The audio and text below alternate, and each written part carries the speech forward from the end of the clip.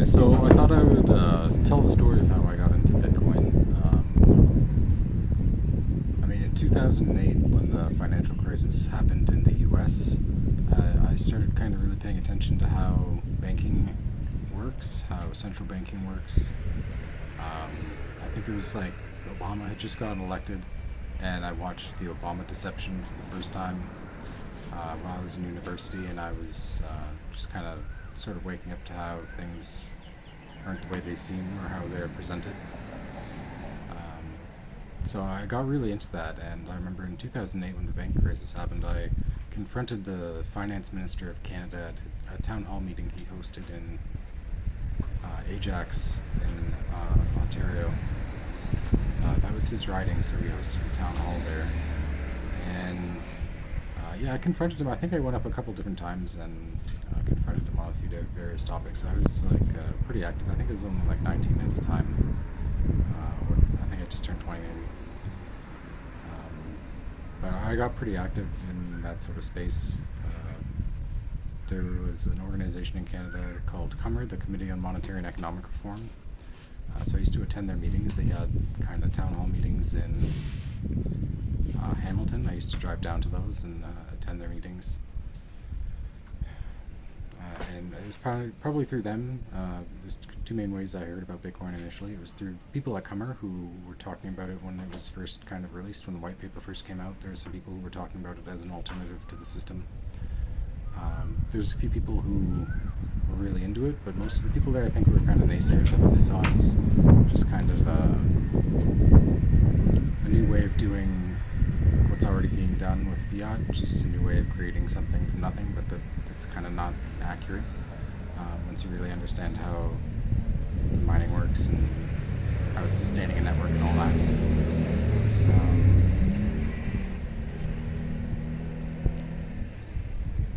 The other way I heard about it initially, I'm not sure if it was through people at CUMR first that I heard about it, or Jeff Berwick. I think I remember Jeff Berwick talking about it when it was like $3, telling people to buy it. That's going to be the next thing. So he's a Canadian guy. He was pretty prominent in that space, talking about the monetary system, the banking system, how it's screwing everybody. I saw a lot of his videos back in the day. I think I wanted to buy some when it was $7, and I didn't end up doing it, so I kind of kicked myself for that. I was someone who, I wanted to be a veterinarian when I was younger. I was a biology student in university, so the techie stuff, the coding behind Bitcoin, all that, it all went way over my head initially, even though I read the white paper early on, probably in like 2011, 2012. I really liked the introduction to it, and I saw the potential there, but I didn't think it would take off. I thought that it would be either regulated out of existence. I thought the government would either squash it, or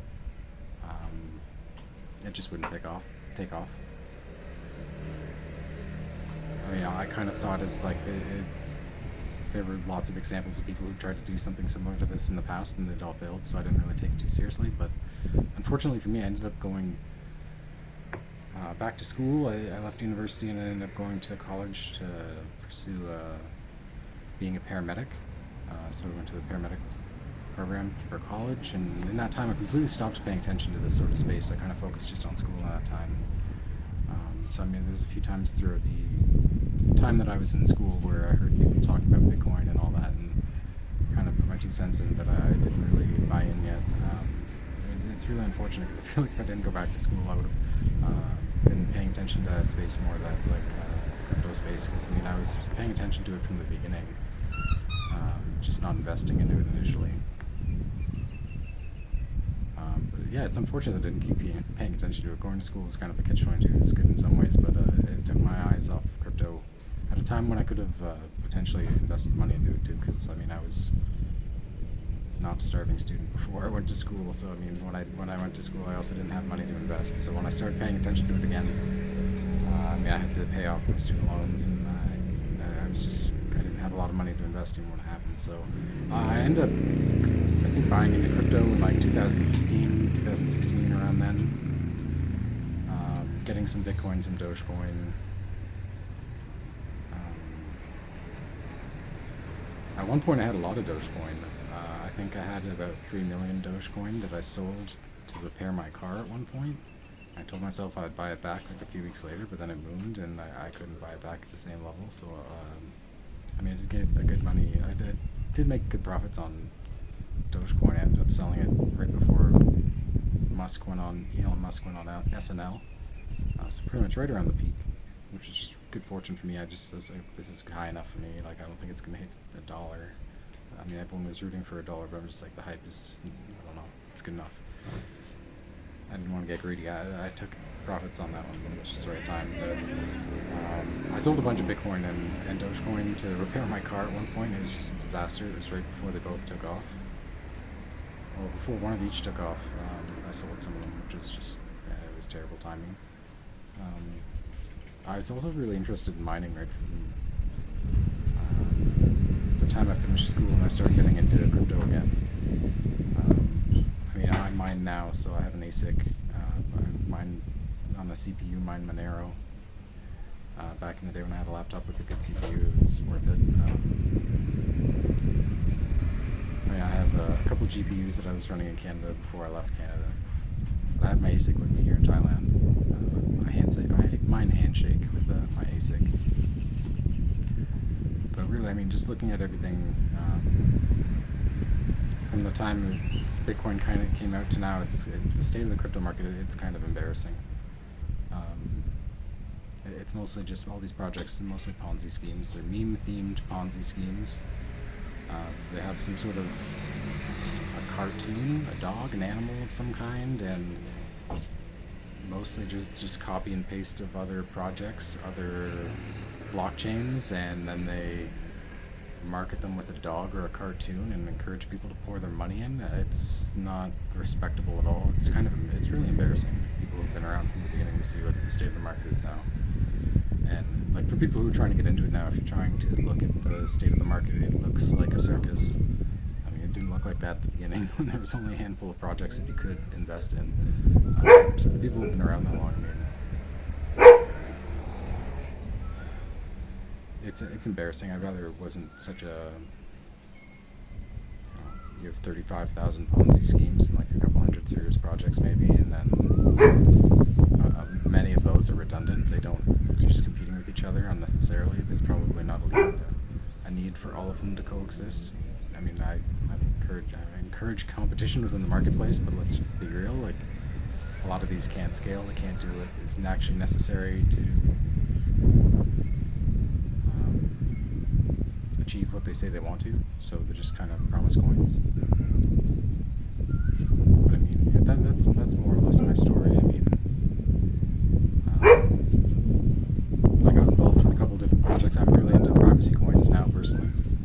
I think CBDCs are going to kind of push people into the privacy space. So there's a couple of privacy coins that I really believe in. I like Conceal Network. I work with them. I'm kind of an ambassador for them. I promote them whenever I get the chance.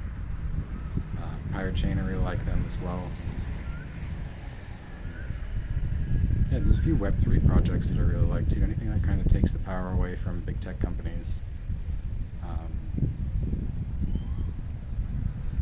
If you can create a service on a blockchain that people are paying a centralized entity like Amazon Web Services or Google, and create it in such a way that people can get that service for a lower price or participate in offering that service to people, and get some of the profits from it. I think that's a better model going forward for tech, especially because it's just the way that the data is monopolized by these centralized entities. It's not good. It's putting way too much power in far too few hands. Like these tech companies, they can pretty much surveil everything and blackmail the whole world into doing what they want, kind of. So, I mean, initially, when I first got into Bitcoin, I would say that the draw of it for me was that it was anonymous. But that whole narrative initially that attracted a lot of people into it at the beginning was a lie. I mean, Bitcoin isn't anonymous. It was never meant to be anonymous. It was meant to be transparent. It's meant to be an honest system that encourages transparency. That's the whole point of an immutable and transparent ledger, so that you can't hide anything.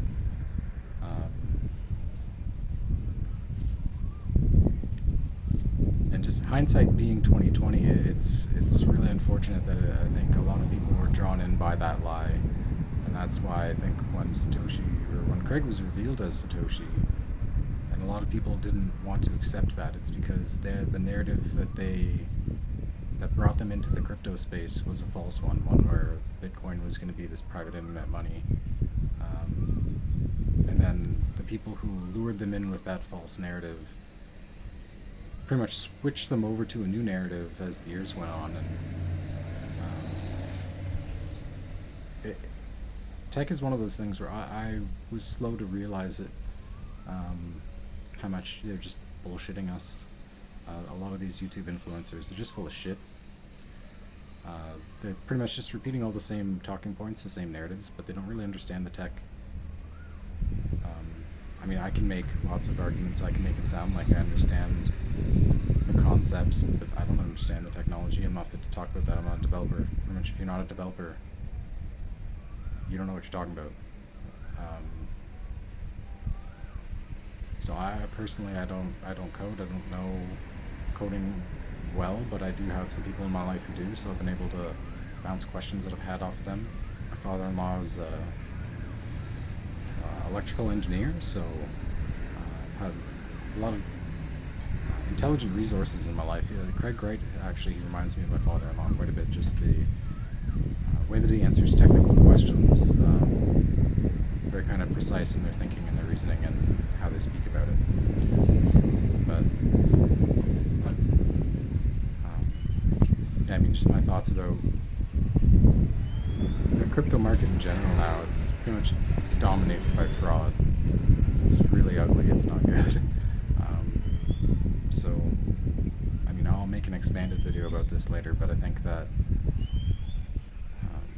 the COPA trial in general is going to bring the entire market into sort of a regulatory compliance.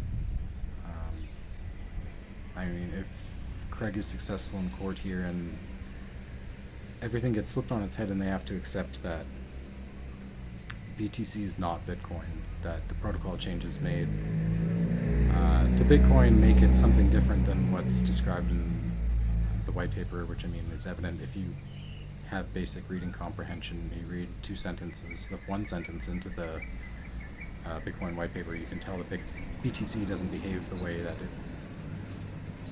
is described, that Bitcoin is described in the white paper anyway.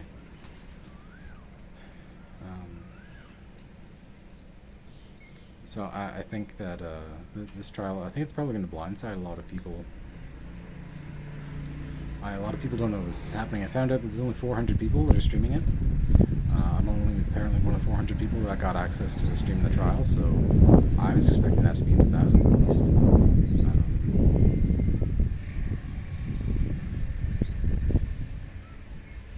Yeah, I think it'll change things. I think people are going to have to wake up to the fact that they've been lied to about a lot of different things in crypto.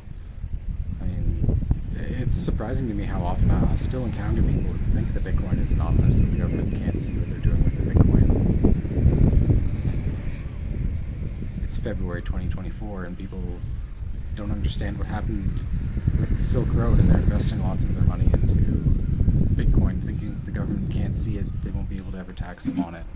I have conversations with people, just random strangers, on social media like that, like on a weekly basis, which is, to me, it's shocking every time it happens, but it's still happening, so I don't know, it's weird.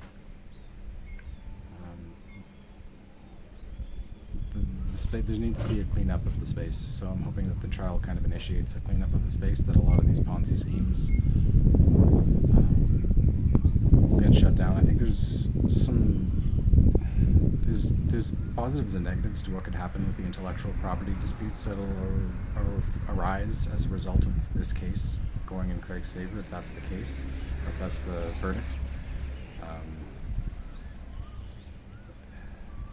I mean, intellectual property has pretty much not been really recognized in the space. It really has just been a Wild West for a long time, where people are just taking people's code and copying it and doing whatever. It's one thing if it's open sourced and there aren't patent rights involved, but in many cases there are, and they haven't just been pushed through the courts yet. And I think that's going to facilitate this trial will facilitate a lot of that being moved, expedited through the courts. And I'm not a legal expert. I can't say how that'll play out, but the implications are severe. Like, people don't really recognize, and there's no conversation happening within the space. The media isn't talking about this. It has the potential to really get ugly in how it reshapes the market. Like, it could be a real bloodbath on the other side of this. I mean, there's an opportunity there to make money, I think.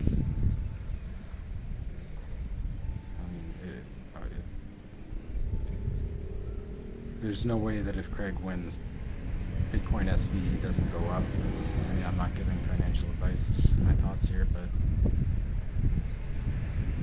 if it's the only coin that can be called Bitcoin after this trial, it's going to go up.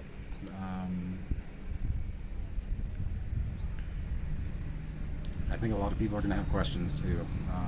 A lot of questions. There's going to be a lot of people that, like, they've just been bullshitting people for a long time. Like, I'll admit I was lied to at the beginning. I repeated things that I thought were true that weren't. I gave people bad information because I was repeating the bad information that I got from people who didn't really know what they're talking about. And that's largely characterizes the space. It's taken me a long time to figure that out. I'll be the first to admit that I didn't know what I was talking about for a long time.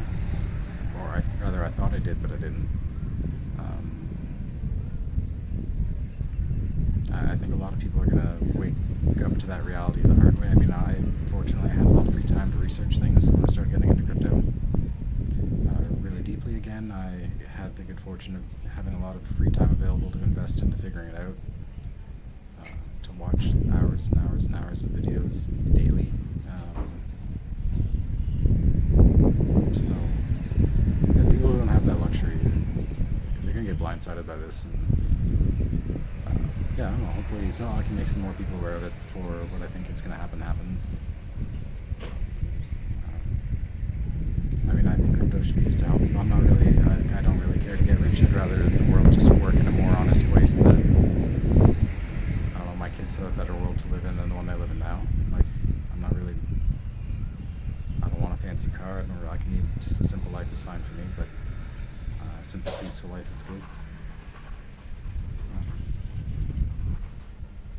I mean, financial security is nice, especially when you have kids. I have kids, but really that's not what motivates me. I'm more motivated by my kids having a nice world to live in, where they're not forced to work for people who issue debts to governments from nothing and force everybody to work it off. That's not what I want for my kids. I don't think anybody does. And as we have the ability to kind of share information more, more people become more of how that's how the world works. And if we have alternatives in place that we don't have to use those systems, people will choose the ones that are better for themselves and for the kids. So just kind of getting everyone on board to figure out what those systems will be, and just moving on from this point in history. I mean, that's kind of always been my motivation from crypto from the beginning. I mean, I don't like the government so much. I don't trust the government just for lots of different reasons. Things that I found out, I'll do other videos about that. But yeah, we need to take money outside of the hands of the corrupt people who control government. It's a video for another day. I'll just leave it there. It's the long one anyway.